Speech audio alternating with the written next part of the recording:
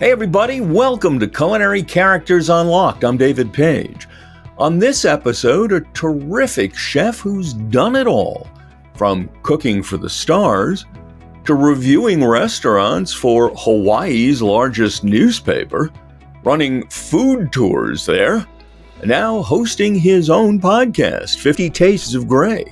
From Hawaii, here's Chef Matthew Gray. Matthew, how are you? Hey, David. Thanks for having me on. This is going to be a fun time. Thanks for coming on. What's it like living in Hawaii? You know, it's not everything it's cracked up to be. Even though I've been here since 93, I think that, there's that whole paradise thing that people want to escape to. But Hawaii has a tendency to be extremely expensive, and it chews up and spits out what it doesn't want. So there's that kind of spirit thing going on. So I think it's a great place to visit. But you've lived there since, the 90s? 93, yeah. You haven't left. Well, I've left several times to do my thing, but as far as my HQ and my home base, this is the place. So let's start with where you come from and who you are.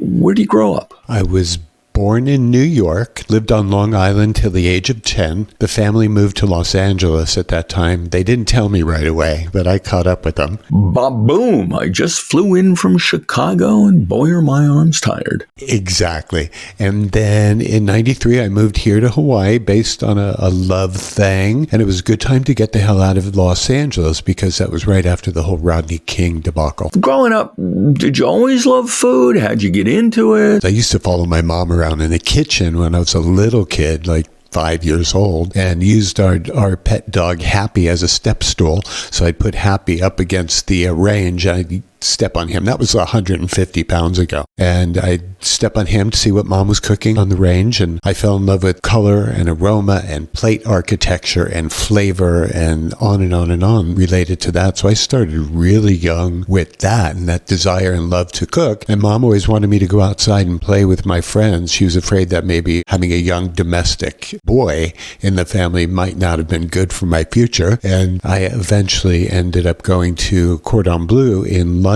And so, yeah, I've had the love thing with food my entire life and the well-educated trained thing as well. So how'd you step up from stepping on the dog to cooking professionally? I was introduced to so many different foods when I was young. Just because your mom was curious, or? Yeah, she was a great housewife cook. She really had it together. Was always exploring and experimenting, and her passion and interest for flavor and family and all of that. So what did she make? Oh, she was making pepper steak and cabbage rolls and spaghetti and chili and the things. I mean, I grew up in the 60s, so the things that she was making was ahead of her time in a lot of ways and was very old world at the same time. So there was a nice blend there. Is there a Eastern European background in her family? Yeah, Eastern European, Russia, it's like in that region right in there. So yeah, of course, I think probably not different than maybe perhaps yourself. I grew up with Eastern European Jewish food because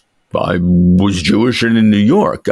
Personal question, you're Jewish? Yes, of course. You grow up with your mom's cooking. You go to the Cordon Bleu. There was time in between that when I was involved in food. My entire life has been dedicated and focused on feeding people and helping others feel good by way of flavor. And so I had some businesses early on in my teens and 20s, Rent a Bartender, Rent a Chef, Pamper and Dine, which combined massage and fine dining in people's homes. And I traveled with a bunch of rock and roll bands, Pink Floyd, Fleetwood Mac, Led Zeppelin. The Eagles? The Eagles, I was on their Hotel California tour in 76. I left high school early to go on the road with the Eagles while all of my friends were working in McDonald's or whatever. How the hell did you go from high school to traveling with a rock band? What a crazy transition that was. I was in high school. My neighbors across the street from me were working with the merchandising firm that was representing licensed merchandise of all the bands, and they had already reached the ripe old age of 22 or 23, and they asked me, the 17-year-old kid across the street, would I like to go on the road with Eagles on their Hotel California tour? And I didn't really know from that, but I said, sure, but I have to ask my parents. And I asked them, and they said, yeah, go ahead, have fun. So they didn't care whether I finished high school or not. They just wanted me to explore and enjoy a little bit of adventure. Hippie parents? Loose and liberal, let's just say. more than hippie. They raised the hippie. So yeah, they were pretty awesome. So what'd you do on the road with these bands? I started off doing merchandising, just what my neighbors across the road were doing. Buy an overpriced T-shirt that you'll lose interest in when the next tour comes around. Anything that was licensed, that had their names on it, whether it was bootleg stuff, which we were doing on the side, that means printing inside the tour van, or selling actual licensed merchandise. And I started there and then started representing the road crews and splitting percentages with the Wait, you became like the union rep for the roadies? Was negotiating with the venue's management as to how much the merchandise would go for. Yeah. Gotcha. Yeah. And so I advanced rapidly through those ranks. But of course, the whole entire time I was thinking, I've seen 1,000 concerts and that's been a lot of fun. But I really wanted to get into doing something else. So I wasn't quite sure what I wanted to be when I grew up. So after several years of doing that with those bands, I decided to stay on in London for 3 years and go to Cordon Bleu and learn it the right way. So, I was doing the bear stuff long before the bear. Oh, my God. I know. It's crazy how that happened. It really is. When I look back at it, when you look over your shoulder behind you, you can kind of connect the dots. But in the moment, I had no freaking idea what was going on. How much of your cooking motivation is to get praise and how much is to make folks happy?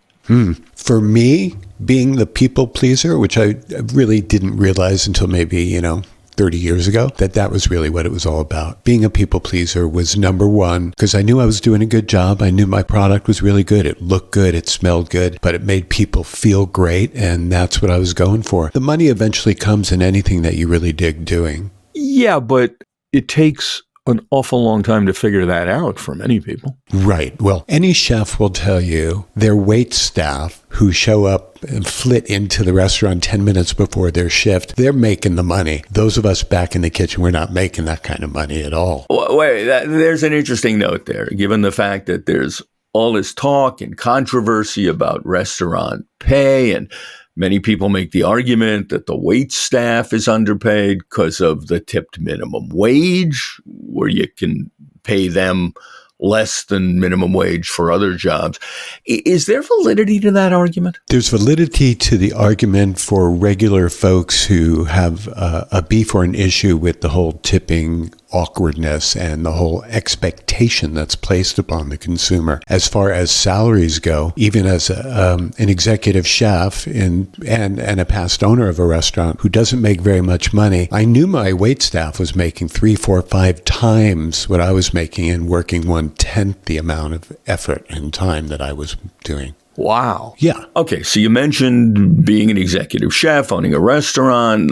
Let's pick up the narrative. You graduate from the Cordon Bleu, which is traditional French cooking education, right? Classical all the way, you bet. You leave Cordon Bleu. Right. You're in London. What next? Oh, you're going to dig this. I moved back to LA where my family was, where I had was growing up, and I hired a chef's agent. Not a literary agent, but a chef's agent, high-end domestic person or domestic agency who places people like me who want to cook for people like you or people like the Eagles. There's a big gap between people like me and a rock band, but I will gladly accept the general premise. Right. There are people out there who like to have great food and are willing to pay someone to take care of that for them. Maybe they don't want to go to restaurants. Maybe they don't have that kind of time, but they hired people like me. And so there were agents in Los Angeles, and I'm sure there are all over the country now, who place us, people who are educated. We go in, instead of filling out an application, you get into their kitchen and you cook for them. And so I ended up cooking for a lot of the rock bands that I had traveled with as a young merchandising boy some years earlier. And I cooked for producers, people like Don Simpson, Beverly Hills Cop, Flashdance, Top Gun, Married with Children producer Ron Levitt. So I cooked for a lot of people in the Hollywood industry because really they're the only ones who can afford a high-priced personal chef. So I would go into their homes and I'd just pull it together and I'd create their meals for them, and then I'd clean up and go back to my home. So I was not a live-in guy. Are these people who truly appreciate good food, or is it a status symbol to have a private chef?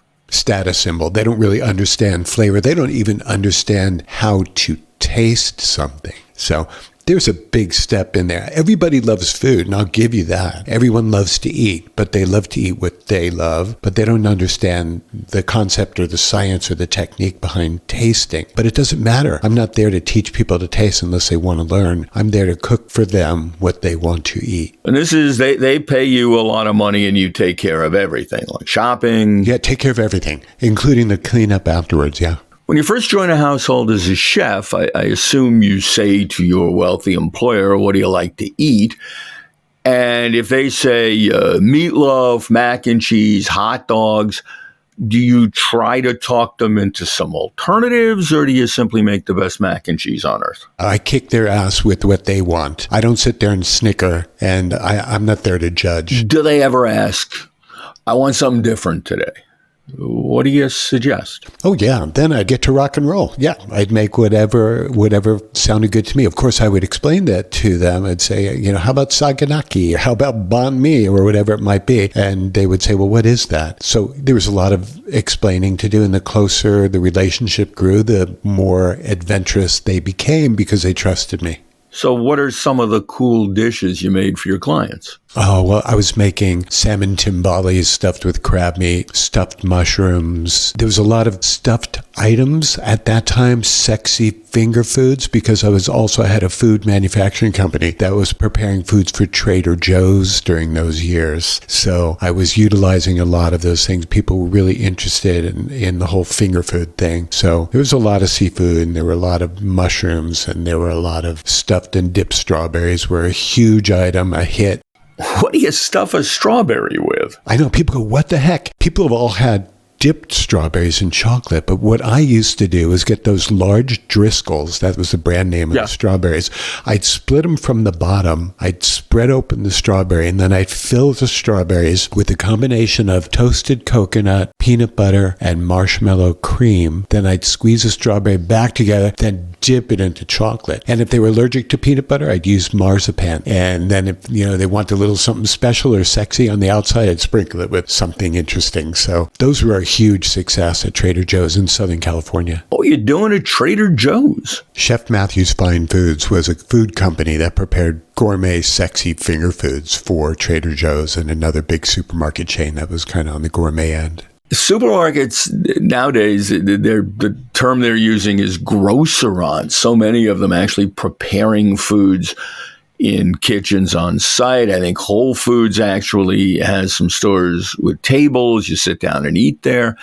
That's a big trend in our time-challenged, quote-unquote, society. Yeah, I don't know how that happened. They promised us a whole bunch of time as the years went on, and there's less time for everyone nowadays. So we've gotten you through private chefing and Trader Joe's. What year was that? It was up till 93, because that's when I moved here. Here being Hawaii. Honolulu, right. Well, you woke up one day in LA and said, I got to get myself to Hawaii. How'd that happen? It was kind of like that. I met a girl. She was doing a workshop in LA. And within 6 months after meeting that girl, I was in Honolulu. I had either given away or sold everything I owned in Los Angeles and just moved here kind of sight unseen, thinking that I was going to be the big fish in the small pond. And? I became a food writer, food reviewer.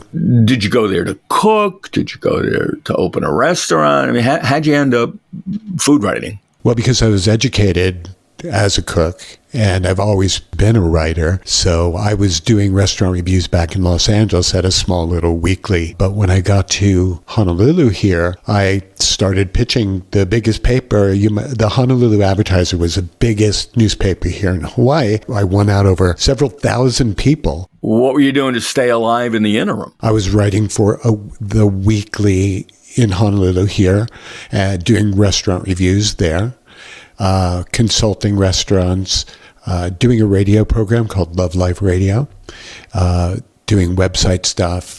That the internet was just starting then. I created a chat room, one of the first online chat rooms ever, and built that out, and that was pretty successful. So I was doing a combination of writing and creative stuff in this new world called the internet.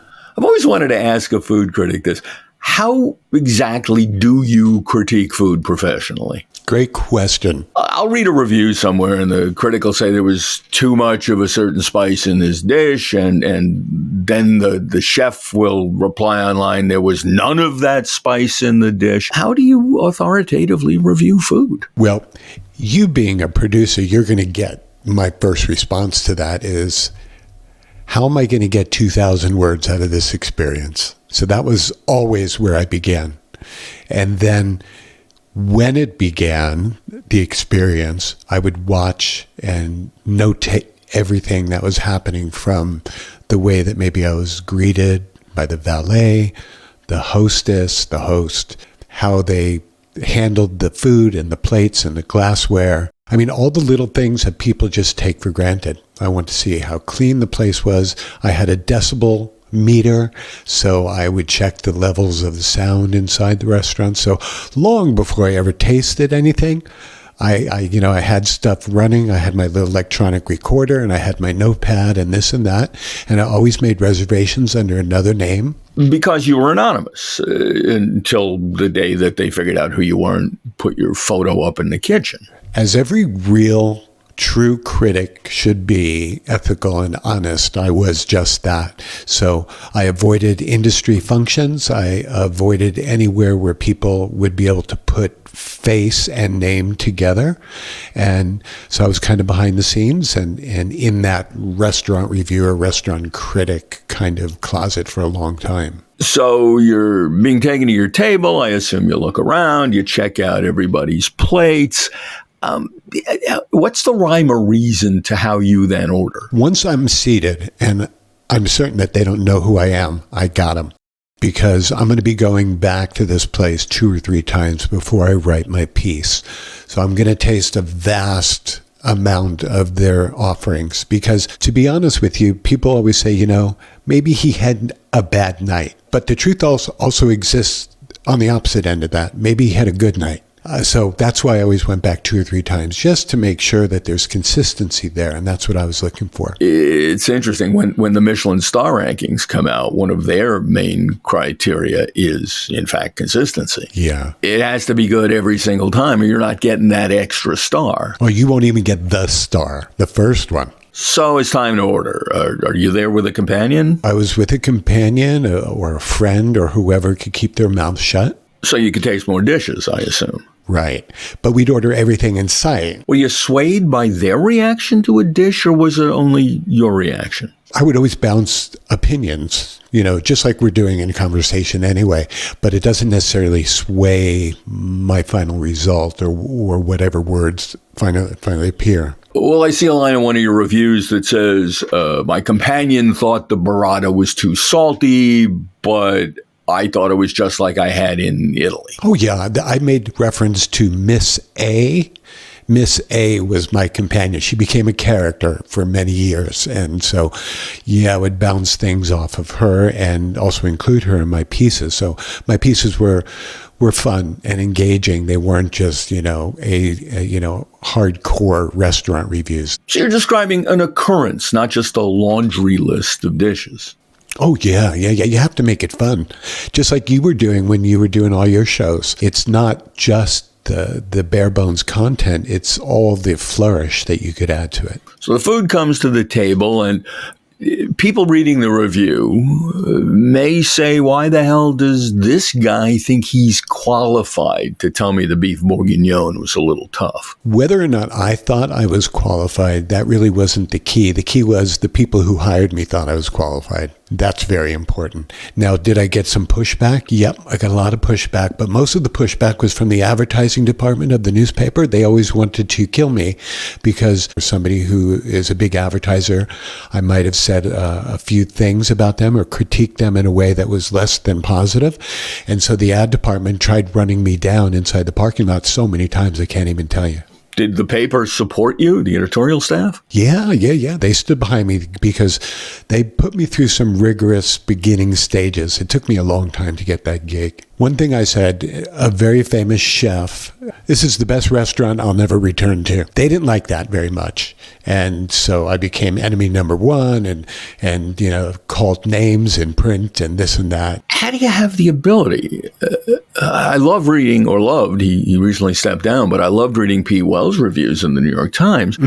Among other things, when he beat a place up, it was a place big enough to take the punch. Absolutely. I never, ever would take down a small guy, that's not my thing. But if they're big enough to be in the heavyweight ring, and when I read his reviews, there's a lot of discussion about specific spices and flavors and the historical antecedents to that dish, how it would have been prepared in another country.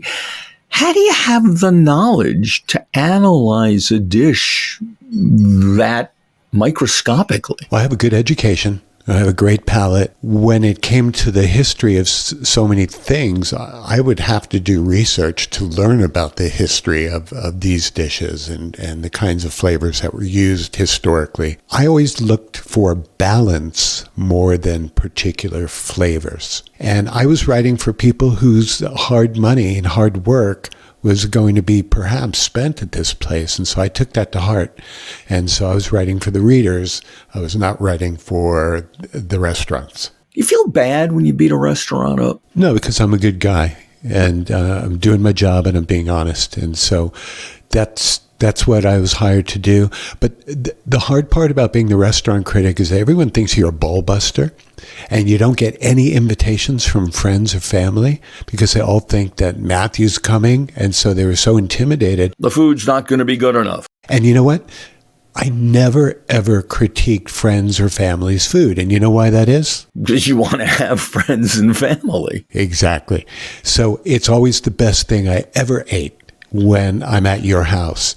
But when I go into a restaurant who puts out there in their marketing campaign, advertising campaign, that their stuff don't stink, I will take them to task if necessary. Best meal you ever had? When I was first traveling throughout Europe, I guess after high school, before I started doing the constant rock and roll stuff, I had a camping stove. And I was in Portugal, and I picked up all these amazing Portuguese cheeses made, probably right out back. And I got some pasta. And on my little camping stove, I was with my sister and my girlfriend at the time. And I made us a big old heaping spaghetti or pasta dish with Portuguese cheeses. And we drank way too much wine. And I spent the next 10 hours asleep. And that was probably the best meal I ever had. That, sir, is a damn fine meal. Yeah. So what was the next step in your culinary evolution now in Hawaii? I was behind the scenes for all those years, writing for the Honolulu Advertiser, being this perceived hard ass who no one knew the identity of. They could not put face to name. So I was tired of doing that, and I had this idea. You know what would be cool? How about I put together a food tour company where I get to show visitors to Hawaii a little bit about our culture, talk to them about the architecture, talk to them about the flavor, give them some of what we've got here. And so I was talking about opening up Hawaii food tours in 2003, and people said, you're going to leave the best job in the world, being the restaurant critic for Hawaii's largest newspaper, and you're going to go open up something that's never been done before? I said, well, I think there's a company in San Francisco doing food tours. I want to be the second one. So the next year, 2004, I opened up Hawaii Food Tours, which was like a social experiment designed to feed, educate, and entertain visitors to Hawaii. I sign up for your food tour. What happens? Where do we go? What do we do? We come rolling up in the van I had at the time. At the beginning, it was a beat-up Chevy and eventually became a Mercedes.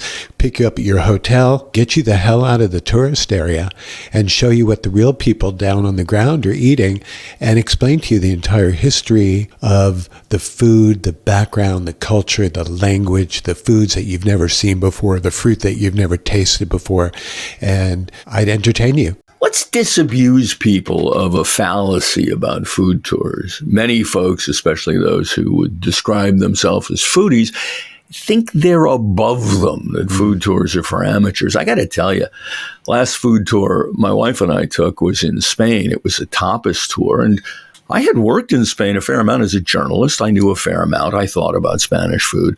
What we learned about food and far beyond that, the culture and history of Spain from our guide that evening as we went from tapas bar to tapas bar was just remarkable, one of the high points of our trip. So if you think you're too cool for a food tour, think again. Now, on my Hawaiian food tour, where do you take me? What kind of food do we try? What do you tell me about it? Well, of course, everyone is freaking out right now thinking, I'm going to eat Spam. And sure enough, we would feed you Spam because we have to tell you the history behind it. Which is, in a nutshell? After World War II, after the GIs came home, they had Spam in their ration boxes or whatever during the war.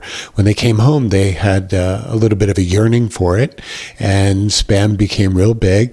And Hawaii just happens to be like the first or second largest consumer of Spam in the world, even though it's made in, I think, Austin, Minnesota. Wasn't it also that in the era before foods were shipped by plane, they went by boat, things would spoil, and, Spam didn't for like 1,000 years. Yeah, it's shelf stable, lasts forever. And yeah, that's part of the reason why it was served to the GIs in the ration boxes wherever they were. And there's a specific dish called Spam musubi, isn't there? Right, musubi is slices of Spam that's cooked in a teriyaki sauce, placed atop a mound of rice, not unlike sushi, and then rolled with just a little wrap of seaweed. And that is something you can find everywhere. It's ubiquitous. You go into 7-Eleven, and there it is, it's everywhere. My own opinion of it is actually slightly positive. Do you like it? It didn't matter whether I liked it, but for my guests, it was important that they tasted it. I would say, look, it's pork shoulder. It's nothing to be afraid of. It's not really a mystery meat like, hot dogs. What's in a hot dog?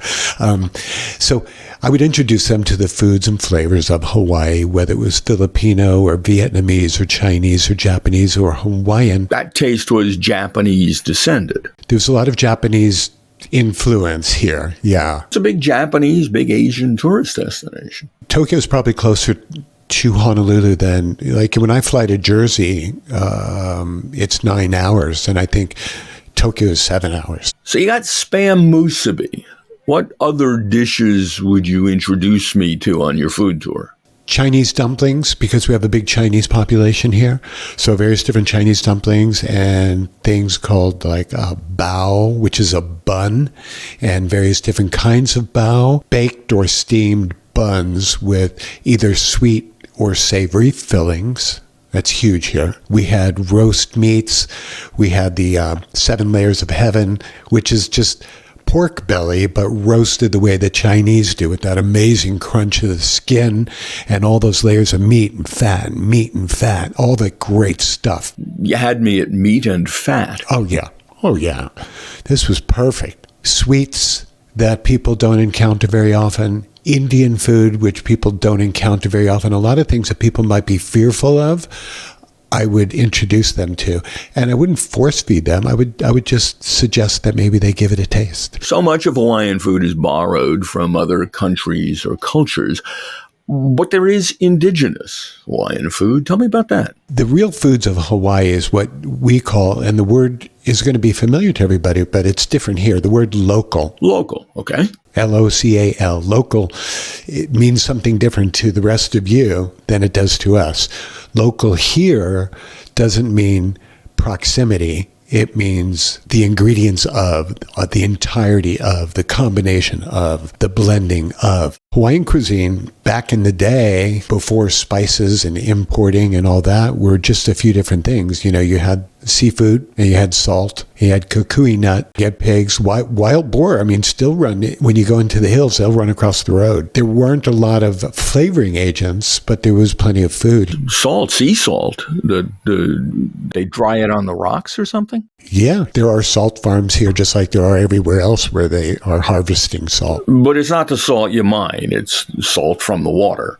Correct? Exactly. It's Hawaiian sea salt, and it's got a high content of minerals. So if you go to your market and you take a look at the Hawaiian sea salt, you'll see it's almost pink. It looks like the Himalayan salt. To be bluntly honest, as a Westerner who grew up enjoying a variety of spices. When I went to Hawaii, I found the indigenous food like Kahlua pork, which is what? Pork shoulder, pork butt? Smoked pork shoulder. Okay. Yeah. It's buried beneath the ground, traditionally wrapped up in leaves, tea leaves. And the only spice used, as I understand it, was sea salt. And I found the dish bland. Am I nuts? No, you're not nuts. Someone like yourself who grew up with spices is going to find Hawaiian food to be very bland and very, very simple. And if I grew up the descendant of indigenous Hawaiians, do I crave that? The way I crave my grandmother's stuffed cabbage? Yeah. That's why in places like Seattle, San Francisco, Las Vegas, places where Hawaiian people move to, whether they're students who move to the mainland for education or they're families who leave Hawaii because it's too expensive, you'll find a lot of Hawaiian foods in those big cities where a lot of us go to. Well, you jumped over the traditional Hawaiian dish that non-islanders have seemingly mocked over the years, taro, which is ground into that paste called poi, which when I tasted it for the first time, I thought it was going to be awful, and it was fine. It was different, but it wasn't awful. And taro plays a pretty big part in Hawaiian cuisine, right?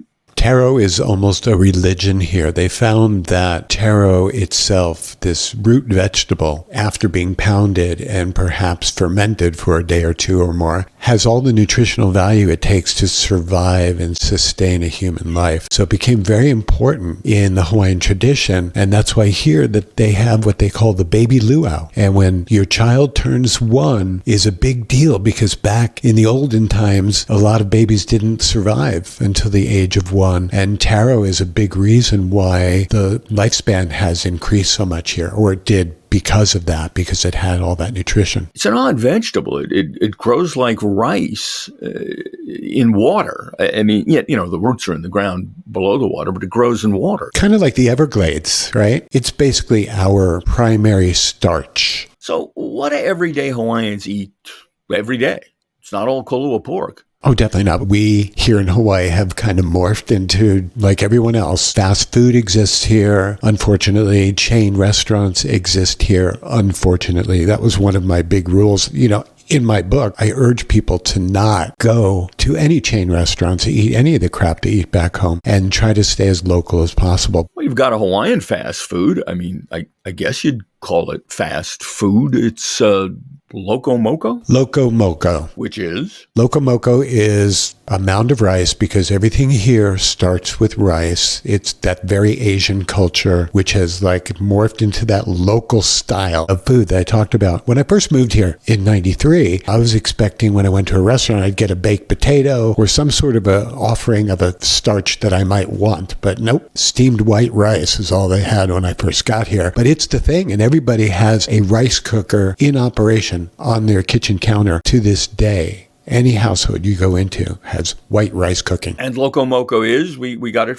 as far as the rice. Rice, a hamburger, and brown gravy over the top. It's another extremely simple, very, very starchy, kind of makes you think well, what's so special about that? But that's what Loco Moco really is. And it's got a cracked egg, fried egg on top. Is it part of, or am I getting confused, a plate lunch? Plate lunch is a combination of various different local foods. So that might include Loco Moco. It might be mochiko chicken. Which is what? Mochi flour is made from rice, and it's got a kind of a chewy texture and consistency. And instead of frying your chicken in breadcrumbs, like maybe the kernel, we fry it in rice flour, and it has a nice chewy consistency. It's usually topped with a sweet and very garlicky flavored sauce. Is it crunchy? Yeah, it's crunchy and amazing. When it's made fresh, of course, because once something gets soggy, forget about it. Right. Doesn't matter. So what's the food world in Hawaii today? I assume at the upper end you can get anything.